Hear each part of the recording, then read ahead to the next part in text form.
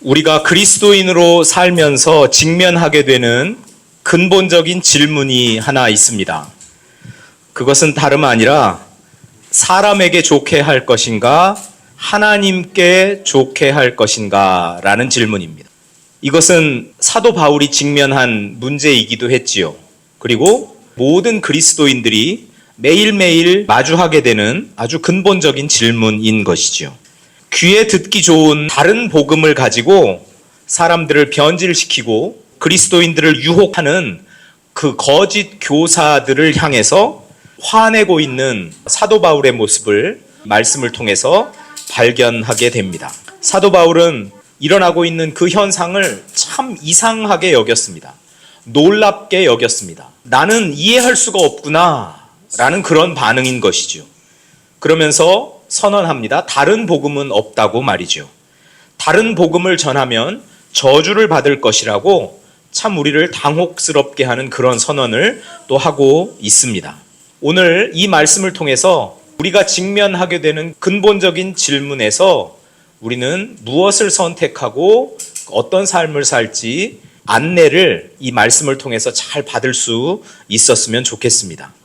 오늘 우리가 함께 읽은 이 본문은 갈라디아서 1장 6절부터 10절까지이지요. 사도 바울이 갈라디아에 있는 교회에 보낸 편지입니다. 사도 바울은 일찍이 제2차 선교 여행을 하면서 이 갈라디아에서 복음을 전했습니다. 사도 바울은 육체에 질병이 있었어요. 몸이 무척 좋지 않은 상황에서 갈라디아 안에서 선교를 하고 복음을 전하고 그리고 교회를 세우게 되었던 것이죠. 갈라디아인들의 심성에, 마음에 이런 감정적이고 정열적인 그런 성격들이 잘 맞았는지도 모릅니다. 그래서 갈라디아 사람들은 바울이 전하는 이 복음을 듣고 얼마나 열정적으로, 감정적으로 그렇게 반응했는지 모릅니다. 그래서 그들은 사도 바울을 천사와 같이 여기고 사도 바울이 전하는 그 메시지를 너무나 사랑하면서 열정적으로 반응하면서 그렇게 환영하고 받아들였습니다. 갈라디아서 4장 14절 15절에 보면 할 수만 있었다면 눈이라도 빼어주려고 했다라는 그런 표현이 나올 정도로 이 갈라디아 사람들이 바울과 바울이 전하는 그 복음을 얼마나 열정적으로 받아들였는지를 우리가 알 수 있는 것이죠. 그들은 쉽사리 바울을 잊어버렸고 바울이 전한 복음을 잊어버렸습니다. 그리고 다른 복음을 전하는 사람들의 유혹에 쉽게 빠져버렸습니다. 그래서 바울은 이렇게 이야기하는 거죠. 1장 6절에 그리스도의 은혜로 너희를 부르신 이를 이같이 속히 떠나 다른 복음 쫓는 것을 내가 이상히 여기노라.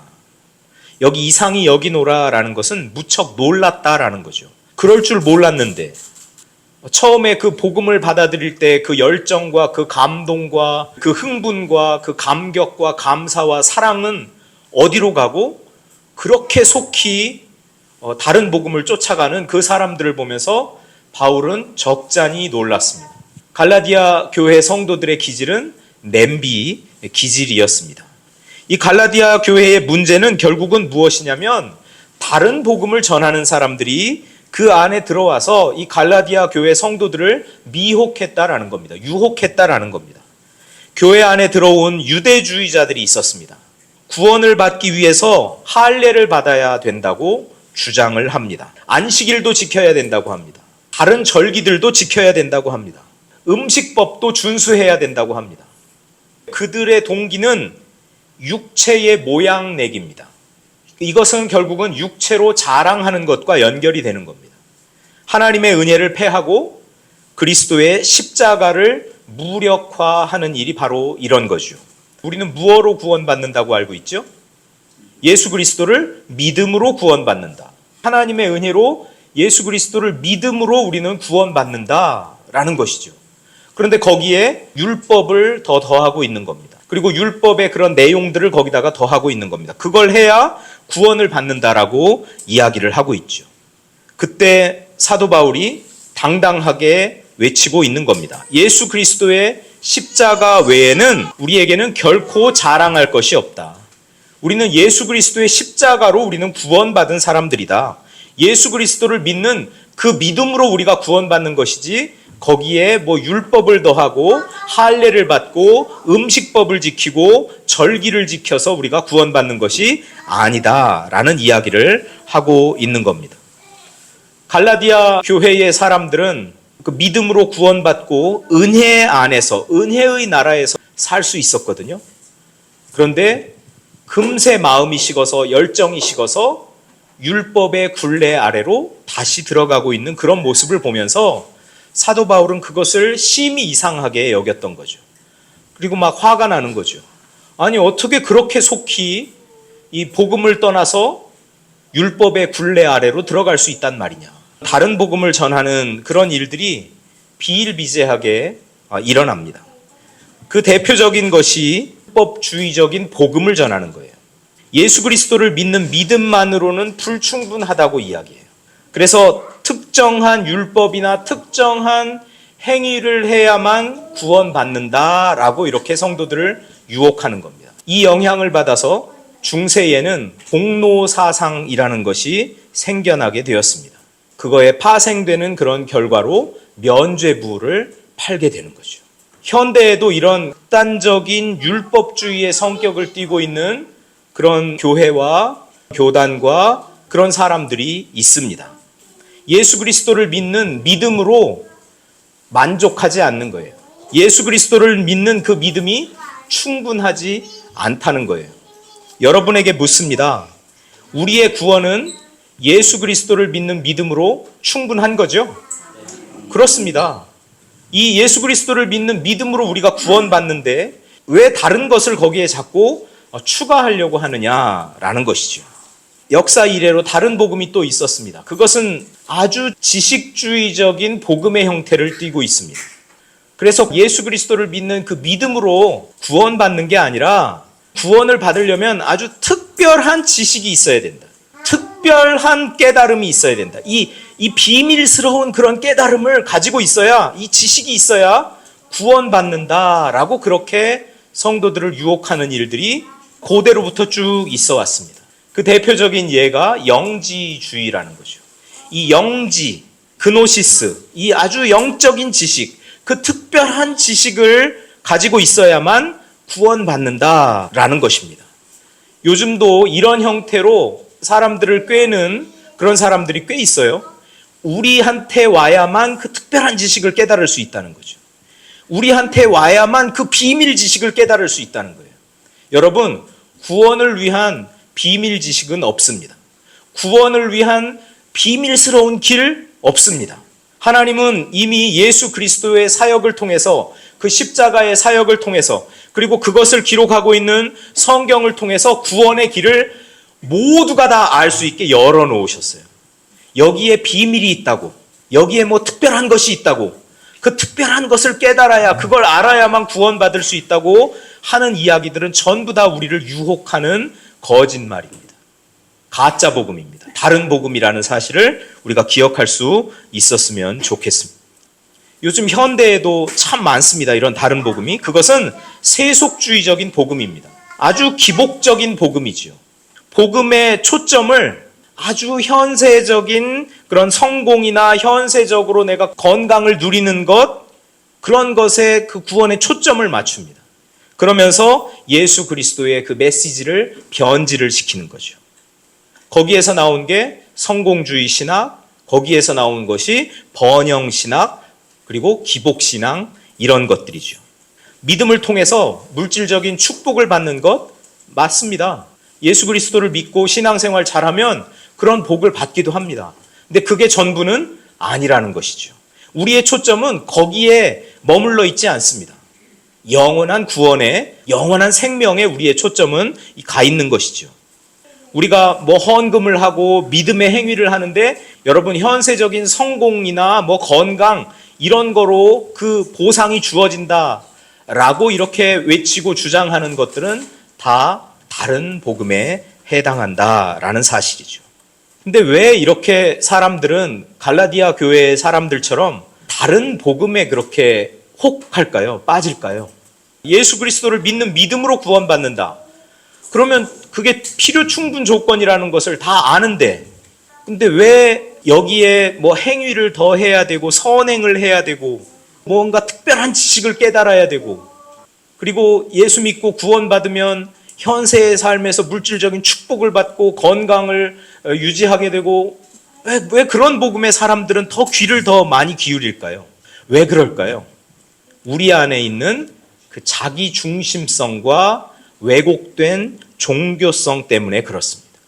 여러분, 우리는 무척 종교적인 사람들입니다. 그런데 그 종교성이 왜곡이 되면 예수 그리스도 한 분만으로 만족이 안 되는 거예요. 예수 그리스도를 통한 그 구원은 너무나 시시하게 보이는 거죠. 그래서 내가 무언가를 더 열심히 공로를 쌓아야 될 것 같아요. 내가 무언가 선행을 해서 어느 정도 경지에 도달해야 될 것 같아요. 무언가 신비하고 무언가 비밀스러운 그 무언가를 알아야만 될 것 같아요. 이것이 여러분 우리가 가지고 있는 문제입니다. 자기 중심성의 문제, 그리고 왜곡된 종교성의 문제죠. 미혹하는 사람들은 그 부분을 자꾸 건드리는 거예요.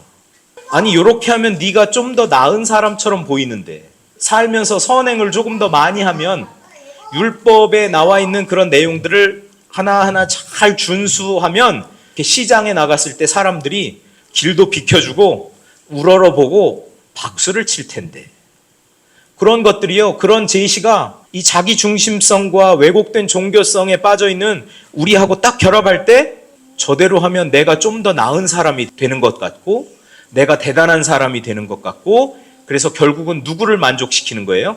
나를 만족시키는 거예요. 자기를 만족시키는 거예요. 그래서 몸을 치장하고 몸을 가꾸는 일에 사람들이 혈안이 되기 시작하는 거예요. 이것이 갈라디아의 교회의 상황이나 우리가 신앙생활하고 있는 현재 교회의 상황이나 똑같은 것입니다. 우리 주변에는 항상 우리를 미혹하는 사람들이 있을 겁니다.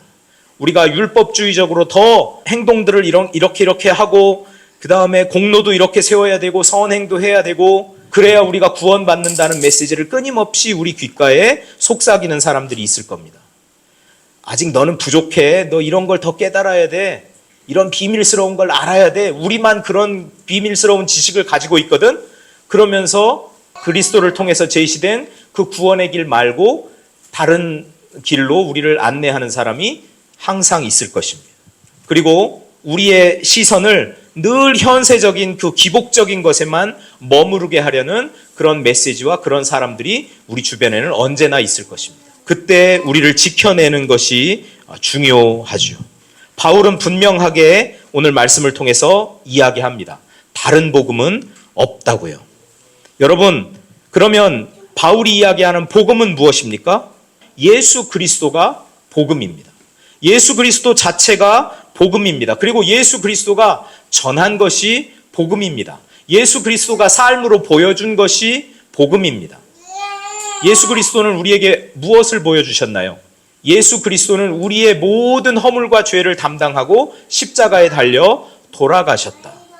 우리에게 내릴 모든 형벌을 예수님이 십자가 위에서 다 지시고 우리에게는 구원이 선물로 주어졌다라는 겁니다. 예수 그리스도가 복음입니다.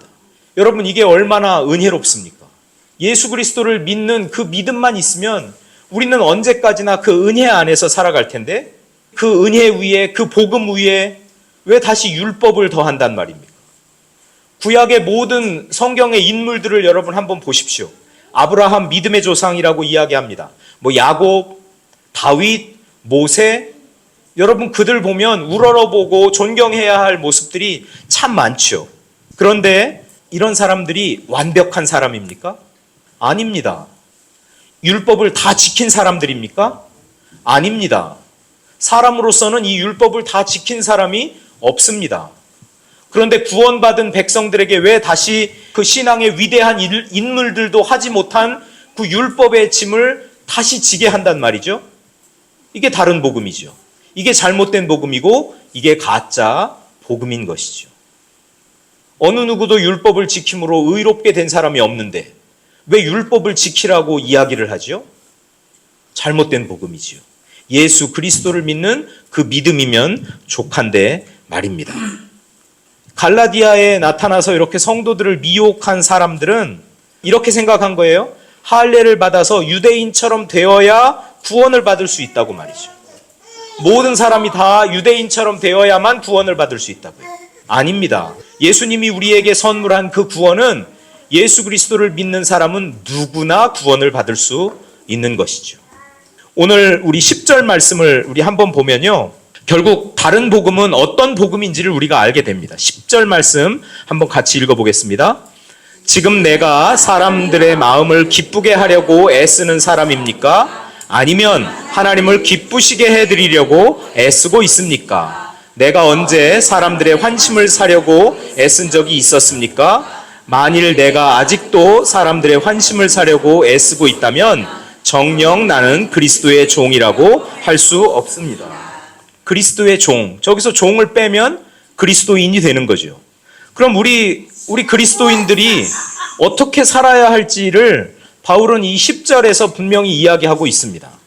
우리는 사람들의 마음을 기쁘게 하려는 사람인가 아니면 하나님을 기쁘시게 하는 사람인가에 대한 답이 있어야 된다는 거죠. 여러분은 사람들을 기쁘게 하려고 하는 사람입니까? 아니면 하나님을 기쁘시게 해드리려는 사람들입니까? 맞습니다. 우리는 그리스도인은 하나님을 기쁘시게 해드리는 사람들입니다. 사람들의 환심을 사려고 하는 사람들입니까? 아니면 하나님의 호의를 기대하는 사람입니까? 하나님의 호의를 기대하는 사람입니다. 그래서 하나님을 의지하고 살아가는 사람들이죠. 이게 바로 그리스도인이라고 사도 바울은 이야기합니다. 그렇다면 다른 복음이라는 건 뭐예요?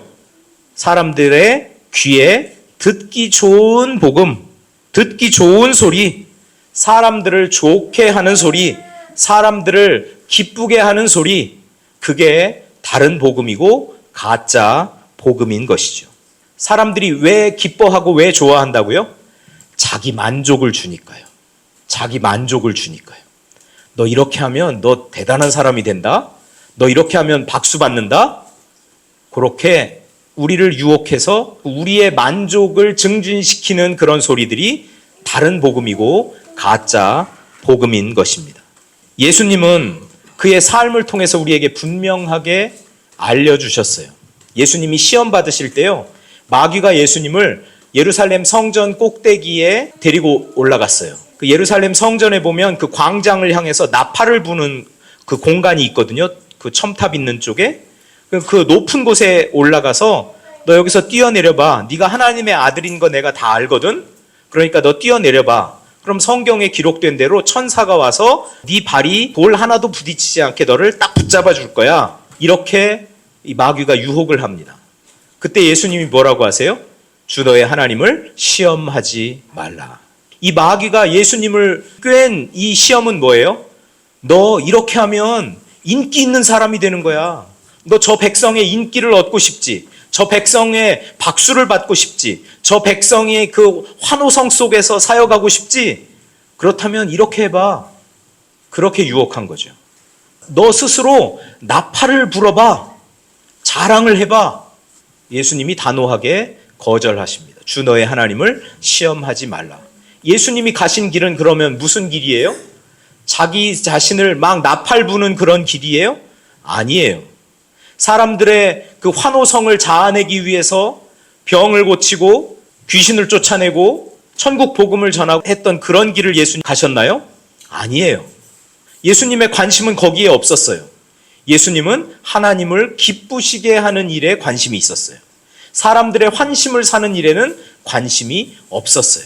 예수님이 만약에 바리새인과 서기관들과 대제사장들과 그런 사람들의 환심을 사기 위해서 사역했다면 십자가를 지지 않으셨겠죠. 근데 예수님은 그런 길을 가지 않으셨어요.